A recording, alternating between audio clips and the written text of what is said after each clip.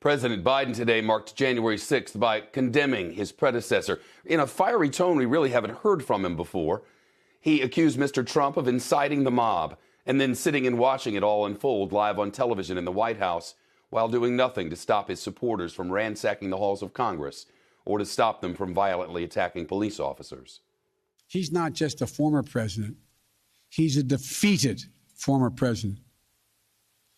Defeated by a margin of over 7 million of your votes in a full and free and fair election. I did not seek this fight brought to this Capitol 1 year ago today, but I will not shrink from it either.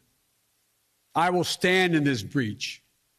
I will defend this nation, and I will allow no one to place a dagger at the throat of democracy. Notably, President Biden said the former president 16 times during his speech, but not once did he mention Mr. Trump by name.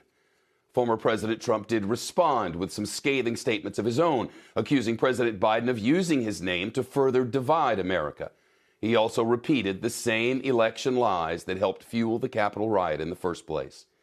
Tonight, the American flag flies at half-staff over the Capitol building. A short time ago, members of Congress held a candlelight prayer vigil on the Capitol steps and sang, "God Bless America." Hardly any Republicans participated in today's events. Here's CNBC's senior White House correspondent, Kayla Tausche.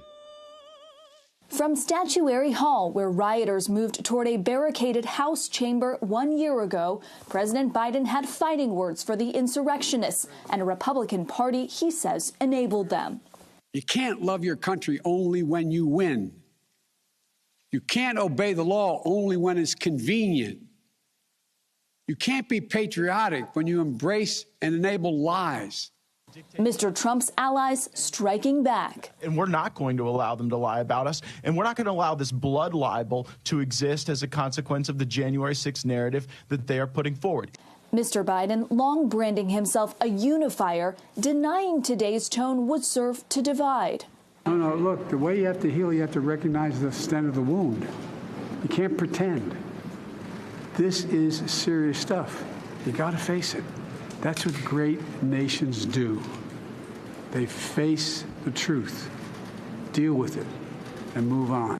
Democrats spent the anniversary reliving the day's harrowing events and making the case to enact new voting reforms. It means we must pass legislation, effective legislation, to defend our democracy, to protect the right to vote. Meanwhile, the House Select Committee investigating the insurrection, digging in, questioning more than 350 witnesses, issuing 52 subpoenas, and making 2 criminal referrals of former top aides to Mr. Trump to the Justice Department.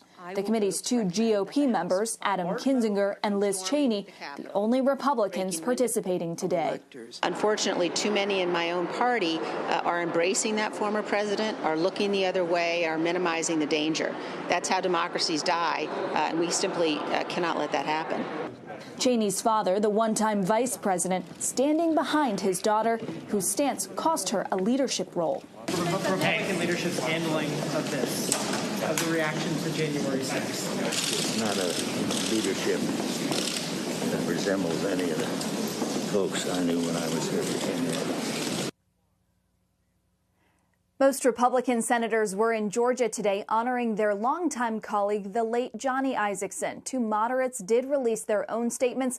Alaska's Lisa Murkowski saying the mob was incited by Mr. Trump and she'll never forget the violence and desecration of that day. Mitt Romney saying the lessons of January 6th will be ignored at our peril.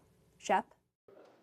Shepard Smith here. Thanks for watching CNBC on YouTube.